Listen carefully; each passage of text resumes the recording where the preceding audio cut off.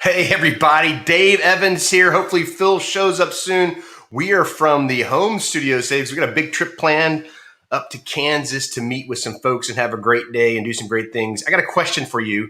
We're going to talk about customer service today. Does anybody know how much money companies in America lose annually because of poor customer relations? The answer is $62 billion. $62 billion because of poor customer service. What tells me if you aren't training your employees to be great customer service representatives, you are killing your organization. So my question is what can you do to improve customer service, customer relationships, close more deals, have those sticky customers that last forever and always coming back to you? We have clients that are so good at it, it's not even funny, and some that struggle. Well, it's a really simple solution. It's called Ignite. If you want to have great customer service, we're going to talk about Ignite, EXSIN's training for ultimate customer service and an experience. So let's go over and share some slides. We're going to walk through this, start talking about this today to you on EXSIN Live about supporting your customers and doing great things. Give me a second as we share the screen.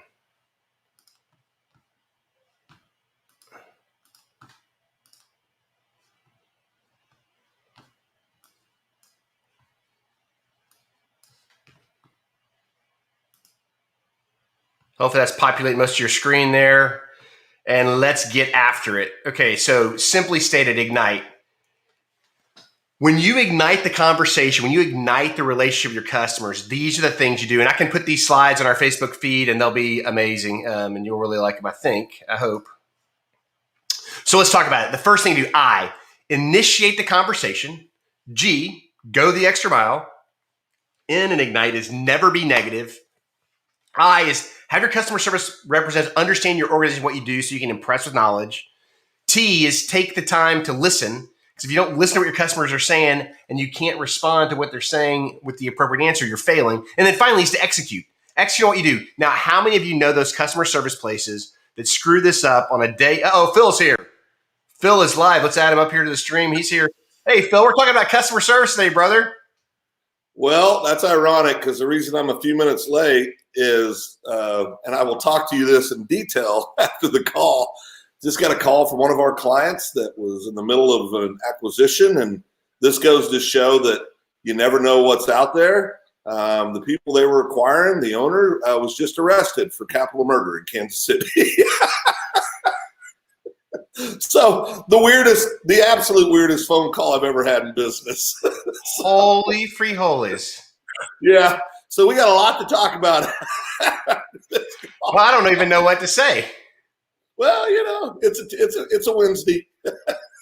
Holy cow. Well, so we're going to talk about a tragic deal, but I'm still a little bit in shock out of everything that we've been here. I mean, the beauty of this is we're live, and I'm like, holy crap, you can't make this stuff up, right? No, I was just sitting there going, oh, okay. So, nice. Yeah. So that's how my Wednesday started. How are you guys doing? Well, I have no words.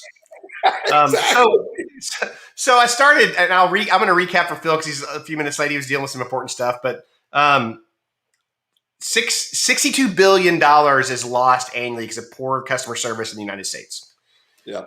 As you know, we built this program called Ignite to build an appropriate, train customer service people and your employees to provide world-class customer service. So today we're going to talk about Ignite, the letters of Ignite, what they stand for, and how you execute that as a organization. Is that okay?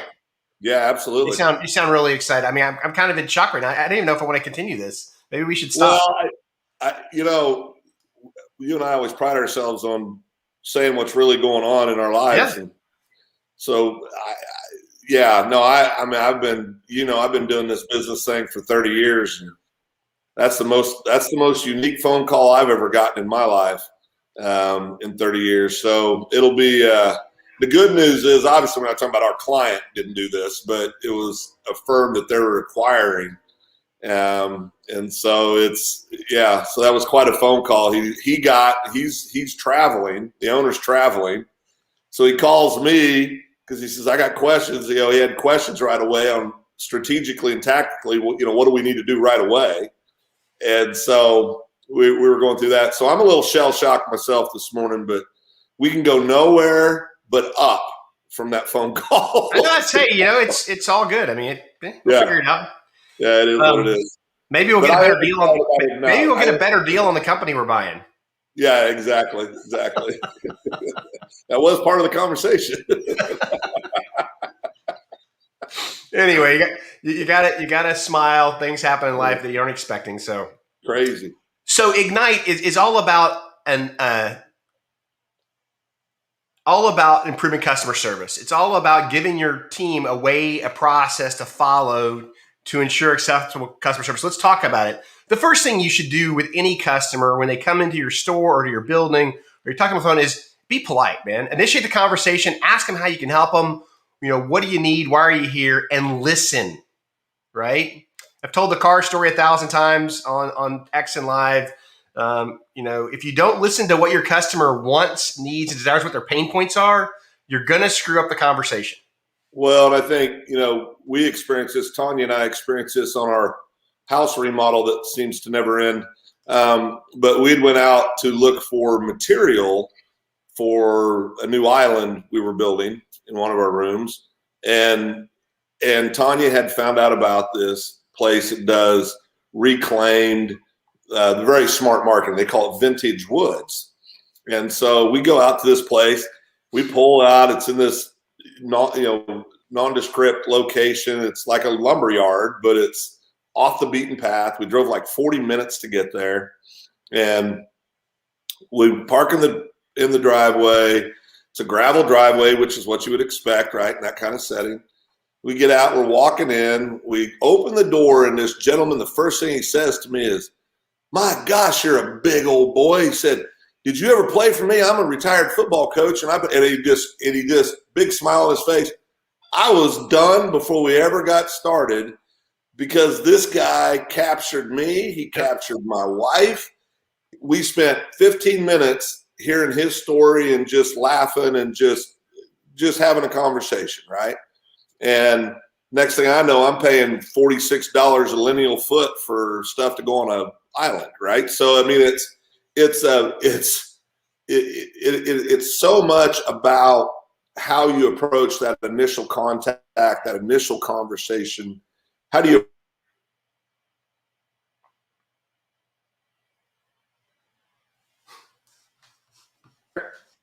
Oh, I lost you there for a minute. We buffered there for a minute. You still there? I'm still here. Okay, but we always talk about being authentic and really being transparent and being authentically who you are, and that's what this gentleman, who I now call Coach, that's what he was doing. He was just being authentic. He was just sincerely. And if you've ever been around coaches, good coaches have a great demeanor about them. They have a way of connecting with people, and he's fabulous at it. And it didn't really matter what he was selling. I was buying at that point. I mean, because I fell in love with the guy. So, but you got to introduce it. You've got to really do it in the correct way. The introduction. They're 100% correct there.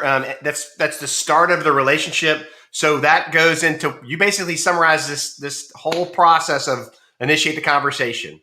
He introduced himself. He connected, right? He smiled. He was consistent in his conversation, listening to you. You listened to him. You enjoyed his story. And then he followed up with you, I'm pretty sure, a few times, because I know the salesperson you're talking about. He's a fun guy and a great store if you need furniture. We can talk about that offline. Well, they're so good. They convinced us. I left that location, went to one of the retail stores, and paid more money for 2 nightstands than I paid for my first car. So I mean,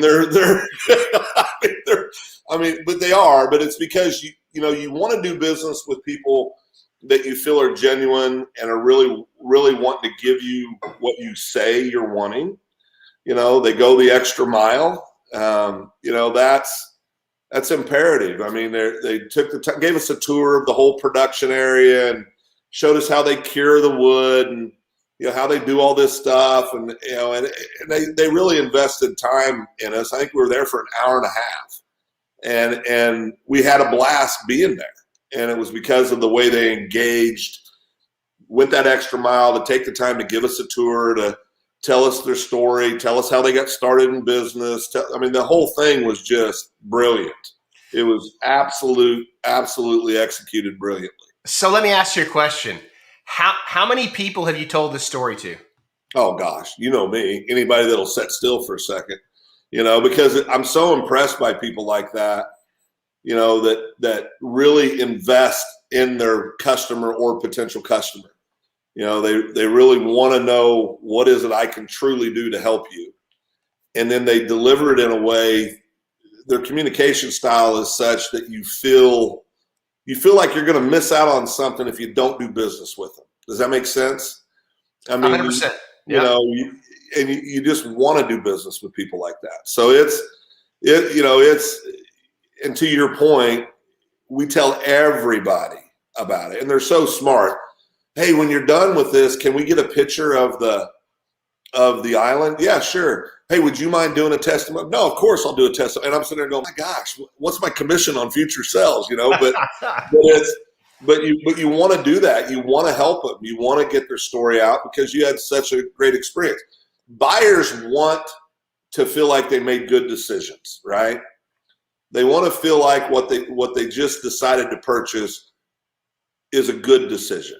And so when you find these people that make it easy for you to feel that way, you're going to tell everybody, because what are you really doing? Man, look, I made a good decision. I'm doing business with these great people, so it's brilliance by definition, and it was executed flawlessly. And the reason it was flawless is it wasn't something they were trying to manufacture. They were genuinely engaging, because we were there for an hour and a half. We watched them engage several other people that walked in. They made everybody that walked in just feel like they were the only person in the world. And that's a big thing. So going the extra mile, these guys did it for you. You saw it. I want to share this story. If you're not familiar with Zappos, Zappos sells shoes. They're probably one of the best examples of world-class customer service in the world. And the reason I share this story is because many times when you go into an organization and ask for something, they will tell you no. If you want to have exponential, outstanding customer service, you need to have your employees follow the Zappos model. And the story is this. A gentleman called Zappos, not knowing what they were, and asked for a pizza. They sell shoes. The customer service rep asked where he was from, what kind of pizza he would like. He called the pizza dude, ordered a pizza dude, and the pizza was delivered to the guy's house. That was not his job. Right. Okay. And I think a lot of times we forget customer service is about taking care of the customer, solving their problem. Because when you do that, just like the little thing that Phil experienced with the relationship building and bringing them into the family, it means a lot. It means a lot. And when you can solve a pain point, even if it's not yours to solve, or at least put them in the right direction, put them in contact with the person that can solve that problem, you just won for your organization. You've built a long-term sticky customer because they know that they can know you, like you, and trust you. Well, and I think, to give you a counter example, we're eating out all the time right now because we have no kitchen. And so we're going out all the time. We went to a restaurant. I'm not going to say the restaurant's name because that's not fair, because this was one experience, but it was my experience. And I ordered a meal, and I didn't want French fries. I wanted onion rings. So when I said I'd like to substitute fries for onion rings, they said, you're not allowed to do substitutions on that meal. And I had the menu in front of me. I look, the French fries and the onion rings are the exact same price. So are we going there for lunch today? Huh? Are we going there for lunch today? That'll never happen again. So I said, well, they're the same price, and I'd be happy to pay an upcharge or something. No, it's not allowed. So the first person I thought of was Seinfeld. Remember the soup Nazi? I'm sitting there. I go into full smart aleck mode at that point, because I'm like, you got to be kidding me, And so it was late in the evening. So I knew we could, typically, as you know, something like that happens. I'm not above saying, you know what, I appreciate it. We'll just go eat somewhere else. I mean, I will do that. But not last night, because I could tell by the look on my bride's face, if I did that, I was going to have problems when I got home. She was ready to eat. So we hung out there and ate and everything, but I won't go back there. And it's not because the food was good. The atmosphere was cool. But for somebody to just say something, even if it's something as simple as going from fries to onion rings, it's the same price. If I was to order a fry or order an onion ring by itself, I'd pay the exact same price. You're creating problems with customers that make no sense. 100%. It just makes, so why do that? Just say, sure, we'll get you onion rings and go down the road. I mean, you're going to drop them in the fryer either way. So just, so it's very, very interesting. And that speaks back to culture, right? Because this young lady that was our waitress, it wasn't her fault. She was just following directions of the restaurant. I mean, she had to, she's following her employer's wishes. And you're right, Jennifer, it is lazy. But I think that, and I got to say this about Jennifer. We were talking about earlier about somebody that goes above and beyond. Jennifer's a good client of ours and a dear friend. You ever want to go see customer service at its finest, go out to Conscious Community in Edmond, Oklahoma, if you want to see great customer service, because no matter how busy Jennifer is, she will stop whatever she's doing and engage with the customer and make sure they're having a great experience, whether it's at Conscious or it's at the restaurant, or it doesn't matter, but that's the kind of stuff you've got to have.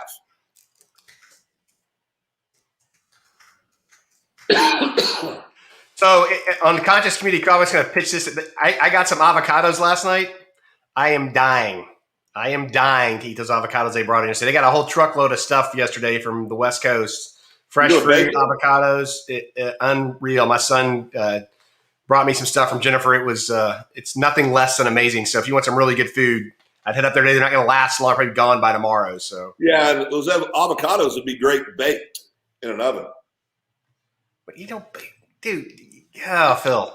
See, I'm gonna follow step number 3. Never be negative. If you like baked avocados, man, go for it. Never be negative. Look, you're gonna deal with angry customers. Your team is, and they got to keep their cool. If you ever watched Roadhouse, and we're gonna age ourselves a little bit, Patrick Swayze tells the boys, "Be nice," until it's time to not be nice.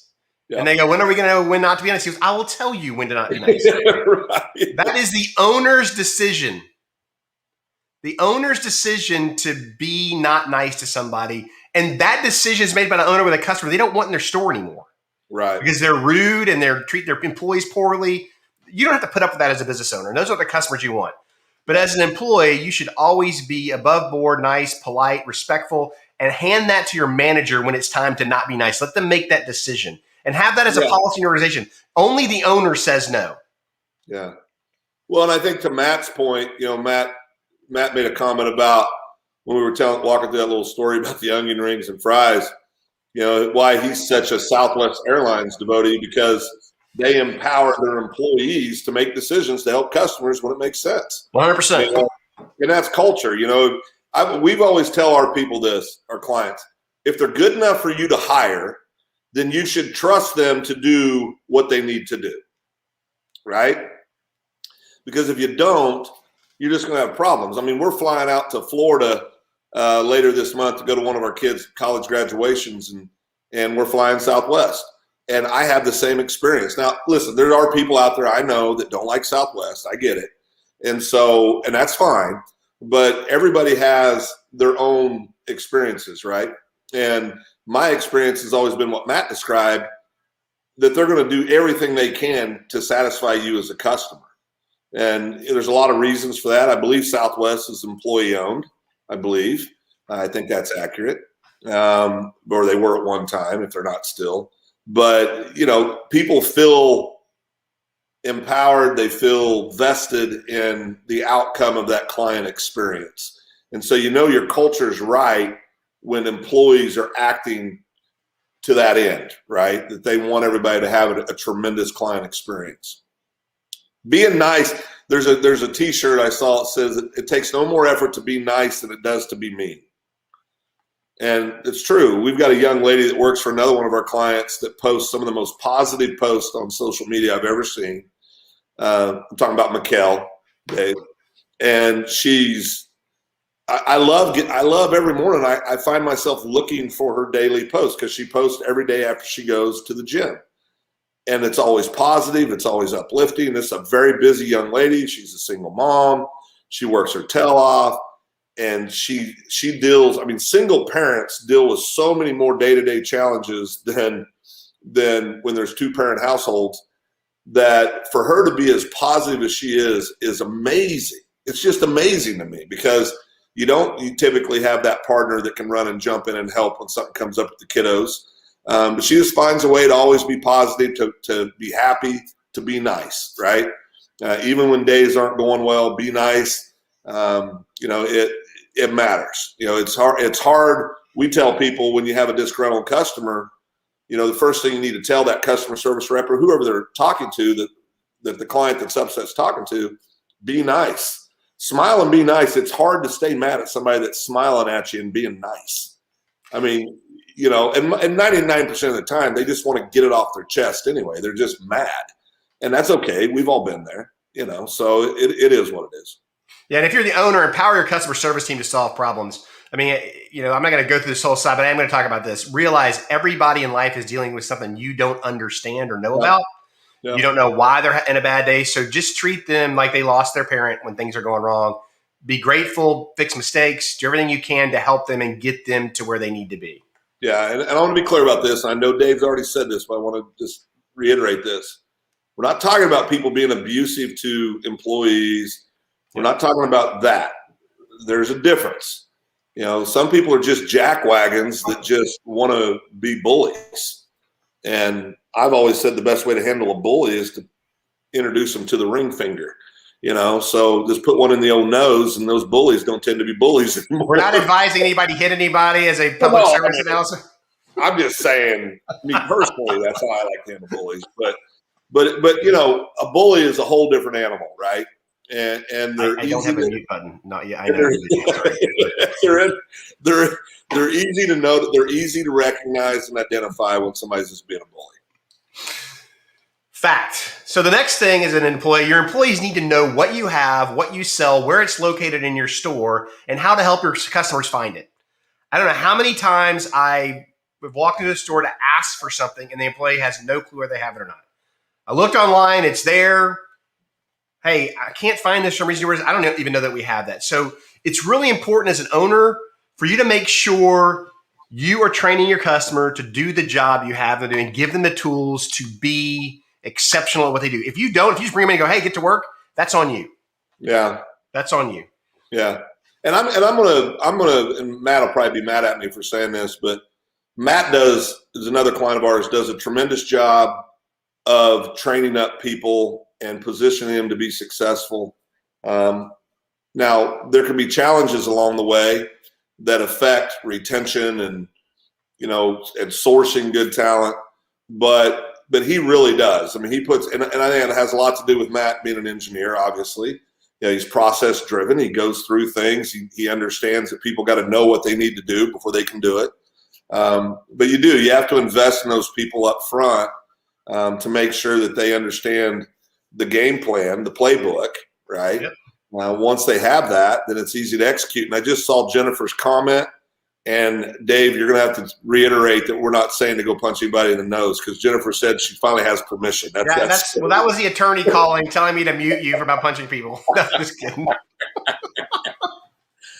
And what I will say about Matt's comments over here about, taking care of your employees and having their back, 100%, right? You're building a culture, a positive culture. And you can't let bullies pick on your team, nor should you. Matt is wicked smart. He's really good at what he does. And I appreciate his comment that, we need to tolerate stupidity, but we don't have to encourage it, I guess is the best word. Yeah. And I think, again, we got to remember that people are allowed to have bad moments. We don't know what's 100%. Going on.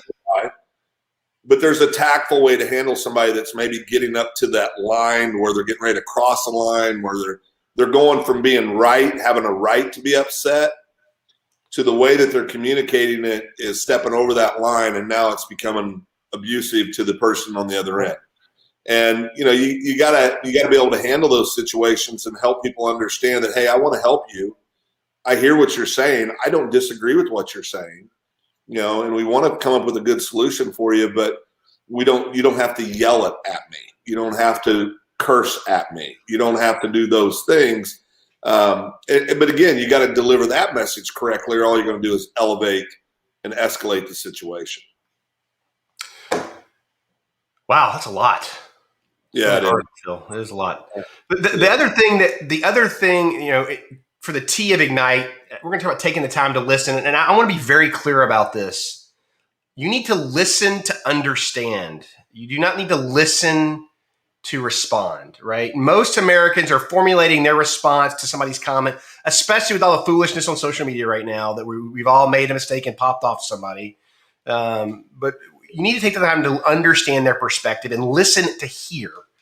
Because when you understand what their pain point is, it's really easy to impress with knowledge, because you know exactly what they want, and you probably have an idea of what will solve their problem, even if you don't have the exact product they need. Or you can send them to a place to get it, right? Right. I always tell people, and this is for phone stuff on this slide, but read back a good statement to use when you guys are, this is what I heard you say, right? And then repeat what you just heard. Now you're acknowledging that you're listening to what they're saying. And then you make sure you get the order right. You make sure you get them to the right place and do that for them. So, EXSIN trick of the day on listening is always use this statement. This is what I heard you say, and make sure it's correct first before you do anything else. That will solve most of the confusion when you're dealing with a customer. Well, and I'm going to give you a compliment, Dave. You're about as good at that, of doing that, executing that, as anybody I've ever seen. And I think that's because you're process driven, right? I believe in processes. I try to follow processes, but as Dave can say, that's like herding cats sometimes, because I'm an emotion and gut kind of guy, which works in some scenarios, but I got to be really careful when we're doing that, because it's easy to get caught up in the emotion of those moments if you're not really thoughtful. So a great trick, like you said, a good hack is to just repeat back, this is what I'm hearing you say.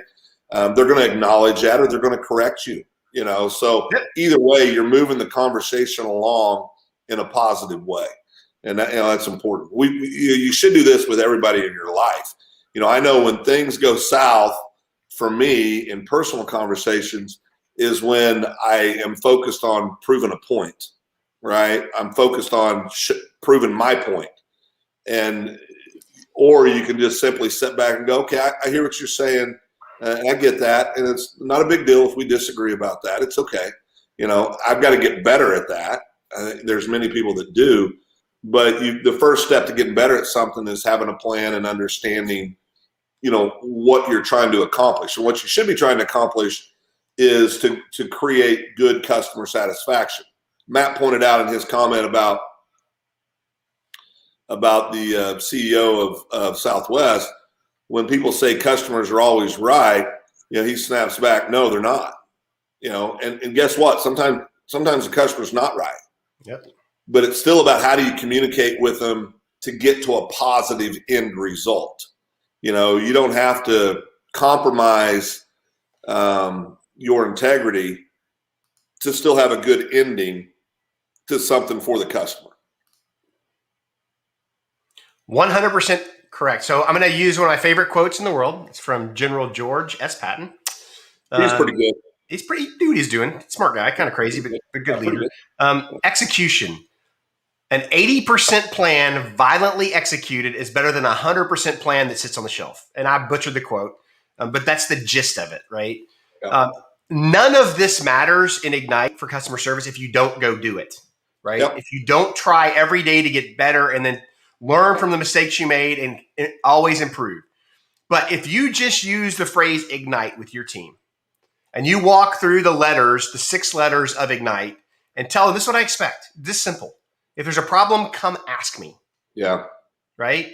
I've got your back. We're going to go do this. We're going to make our customers happy. You will be amazed at what happens because everybody on your team can remember one word. And sometimes I think we make training so hard that people forget what to do because they can't remember it, right? That's one of the things I loved about flying airplanes. I mean, there was a process, a path, a mnemonic you could use to remember anything that happened. So when things went bad, you clicked into go mode and went and did your thing because it was simple, right? It doesn't seem simple, those buttons and switches, but it was because we simplified it. You need to simplify your customer service training. You need to simplify how you deal with customers in order to retain them. It costs a lot less to retain a customer than it does to get a new one. And that's just a fact. Big time.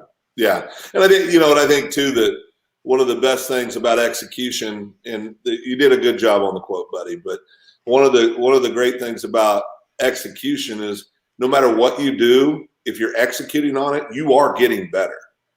I mean, because you're sharpening the sword. Even if it's something that you muck up the first few times you do it, you're becoming more proficient at it. You're becoming better at it. And it's no different than anything else in life. Repetition's required to become proficient at anything. Doesn't matter what it is. With one of our other businesses, Dave, as you know, we get asked questions all the time. Well, yeah, but what do I do here? What do I do there? What do I do here? And our answer, we'll give them an answer to it, but ultimately what our real answer is this: you need to go do. You've got to go do it. And that's because you can theory stuff to death, and you can, but there's no replacement for rolling up your sleeves and going and executing, practicing, doing the things that you need to do to create a great customer experience. The seed will never grow if it's planted, taken care of, and watered, right? If you don't go do the work, ain't nothing going to happen. Well, a lot of the sales teams that we work with when we're doing training with different organizations and their sales teams, it doesn't matter what industry, we always hear the same things that are obstacles. They're always the same things. We always. I've been doing this for 40 years. You don't know my business. Yeah, and I'm not mocking anybody. No. I'm just simply saying it's the same everywhere, right? But the truth is this: if you have a sales team that is engaging with prospective clients on a daily basis, you will have success. You will. If you have a sales team that is fixing to engage with prospective clients, you will not have success. And, keeping things simple is important for a lot of reasons for me. The biggest is I'm not that smart. But the other reason is that when you keep it simple, everything about flying a plane is complicated, but all the processes try to make it as simple as possible. Yep. Because when things go south, right, whether you're flying a plane or you're on a sales call or you're negotiating the acquisition of a business, things are going to happen like what happened this morning with our other client that are out of your control, that you have no say in. But you've got to figure out the right steps and the right solution to get the best outcome for you and your organization, your employees. So you got to keep everything simple. We overcomplicate too many things in the world. 100% of the time. So we're going to make a road trip, you and I, today, and take a little drive up to go spend some time with a good client, somebody we care about. Looking forward to it. And their scenario is a unique one. They have a lot of unique situations in their dynamic. But what they also have is they have great processes and they know what they need to do, and they're willing to do the work to make it happen. Yep. And those are the kind of people that ultimately, no matter how they end up handling a situation, it's going to end up being good at the end of the day because they care, they're trying to do the right things, they're being fair, they're being honorable, they're doing all this stuff. That matters, so if you'll execute, if you'll go actually do it, if you take the time to follow Ignite steps and really do that with everybody, not just at work, but in your personal life, you'll be amazed at how much better your relationships are and how much more success you'll experience. I'm going to close it out with this, Phil. Okay. You are a superhero. You serve as a link between your organization, your customers, and without your customer service reps, and your sales team, you do not have a business. Don't ever forget that. So you owe them the training, you owe them the support, you owe them the tools to get them out there to do that, and you owe them the accountability to be in the field every day doing their job, right? Yep. So I encourage everyone out there to ignite their customer service experience and go be the company you're capable of being. Because we believe in you. We know you can. Yep. Well, and I think too, I talked to a gentleman early this morning that has had his own business for about 5 years, 5-6 years. Really sharp young man. But he's in the process of terminating a relationship that's been real important to him professionally for some time right now. And so we were just talking about steps and what he, giving him some guidance on that. And it's really tearing him up because he's making this decision because he knows that it's the right thing for him to do ethically. And he's going to take a heck of a hit financially doing it. But when we were done talking, I said, listen, you need to be proud of yourself because you're doing the right things right now. Yep.